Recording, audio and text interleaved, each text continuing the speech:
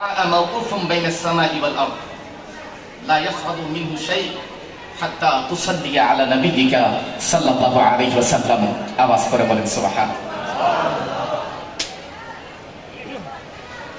সাইয়েদুল ওমর ফারুক আযম রাদিয়াল্লাহু তাআলা আনহু তিনি বলেন, নিশ্চয়ই দোয়া আসমান এবং জমিনের মধ্যবর্তী জায়গায় ঝুলে থাকে। এখান থেকে কোনো জিনিস কোনো বস্তু উপরের দিকে যায় না, অর্থাৎ মালিকের দরবারে কবুলিয়তের মর্যাদা লাভ করে না যতক্ষণ না তোমরা তোমাদের প্রিয় নবীর মহাব্বতে দুরূদ শরীফ পড়ো।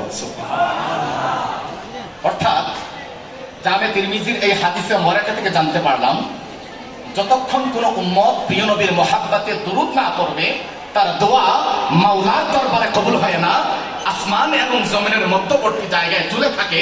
আর যখনই নবীর মহাব্বতে দুরূদ পড়া হয় ওই দোয়া ওই জায়গায় ঝুলে থাকে না, মালিকের মহান দরবারে কবুলিয়তের মর্যাদা লাভ করে থাকে। আওয়াজ করে বলছে।